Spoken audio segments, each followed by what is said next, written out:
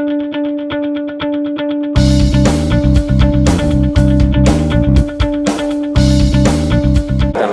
kereta api yang telah diperkatakan masuk forum Sebenarnya saya menyebut soal pandangan alam, bagaimana worldview kita terhadap perkara-perkara dan realiti yang sedang berlaku. Pada saya ada tiga fenomena yang sedang berjalan. Satu ialah fenomena media baru. Sejauh mana kita menggunakan media baru dengan cara yang terbaik. Misalnya, adakah kita hanya menggunakan media baru sebagai alat komunikasi atau kita meningkatkannya dengan menggunakan media baru sebagai alat perkongsian medan, gelanggang untuk memberikan pandangan dan sebagainya. Fenomena yang kedua itu ialah berlaku kesedaran sosial di kalangan masyarakat, dan dua perkara yang menarik ialah satu, aktornya itu terdiri daripada orang muda, wanita, golongan profesional, golongan berpendidikan tinggi dan juga ahli-ahli akademik. Dan yang keduanya ialah kesedaran mereka itu dalam isu-isu yang bersifat budaya, bersifat nilai, dan gerakan mereka tidak semestinya dalam bentuk konvensional. Mereka sangat tidak konvensional, mereka sangat mikro, mereka berselerak, tetapi mereka juga boleh ada jaringan yang menyebabkan mereka boleh bersatu dalam isu-isu tertentu dan sebagainya. Fenomena yang ketiga ialah sekarang ini dalam kefahaman orang terhadap demokrasi juga telah berubah, bahawa demokrasi bukan hanya pilihan raya, bukan hanya parlimen. Orang bercakap soal partisipasi, soal governance.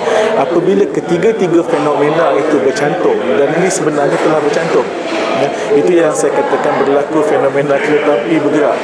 Pilihan kita cuma ada 4. Pertama, kita kena cepat menaiki kereta api itu, pergi ke kepalanya dan kita pandu kereta api itu. Pilihan kedua, kalau kita lambat, kita cuma jadi penumpang. Pilihan yang ketiga, kalau kita amat lambat, kita akan ditinggalkan kereta api. Pilihan yang keempat ialah kita cuba halang kereta api itu dengan berdiri di depannya, kita akan mati digilis kereta api. Cuma yang saya risau ialah kalau berlaku yang kelima, kita tak nampak kereta api itu datang, maka kita terus tiada apa-apa peranan lah. Jadi pada saya, kita dalam UMNO dan Barisan Nasional ini harus mengambil pilihan yang pertama, menaiki kereta api itu dengan cepat dan memandunya. Ini yang saya lihat dilakukan oleh Datuk Seri Najib.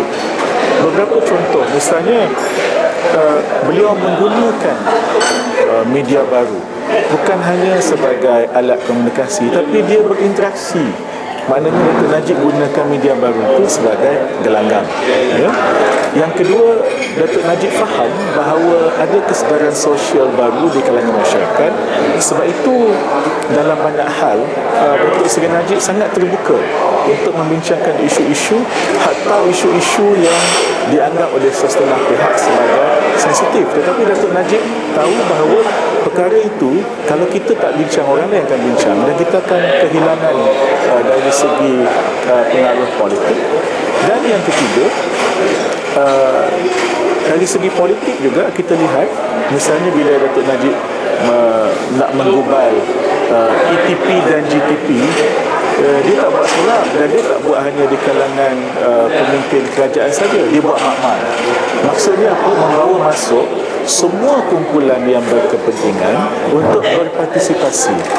Dan kenyataan Datuk Najib yang berkali-kali dia sebut, dia kata hari-hari di mana kerajaan mengetahui segala-galanya telah berakhir. Itu juga satu cara Datuk Najib memahami bagaimana demokrasi itu telah berubah. Bukan hanya kerajaan, memang kerajaan akhirnya akan buat keputusan, tapi sebelum keputusan itu dibuat, kita mengambil pandangan daripada semua.